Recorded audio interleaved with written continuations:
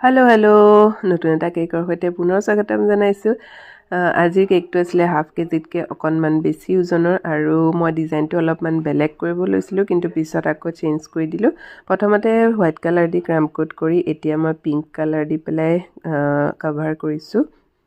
ধুনীয়াকৈ কাভাৰ কৰি চাৰ্ভ কৰি লোৱাৰ পিছত মই এনেকৈ সৰু ষ্টাৰ নজলটো দি পাৰ্পল কালাৰত এনেদৰে ক্ৰছকৈ ডিজাইন এটা কৰি দিলোঁ।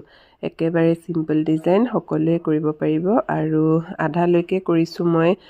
যোনটো এয়া দেখিছে নহয়, আধালৈকে কৰিছোঁ, মাজত অকণমান জেগা ৰাখি থৈছোঁ আৰু য়েল্ল' কালাৰত মই এইদৰে গোলাপ ফুল দুপাহ বনাই পেলাই দি দিছোঁ। এয়া চাওকচোন গোলাপ ফুলপাহ কেনেদৰে বনাইছোঁ। যদি ডিটেইল ভিডিঅ' লাগে তেতিয়াহ'লে কমেণ্ট কৰিব।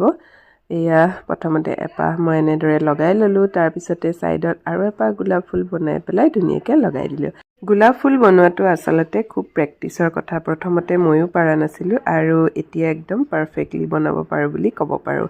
আৰু এয়া চাওকচোন, মই ছেকেণ্ড পাহ গোলাপ ফুলো এইদৰে লগাই দিলোঁ আৰু গ্ৰীণ কালাৰ ক্ৰীম দি পেলাই পাত কেইটামানো দি দিছোঁ।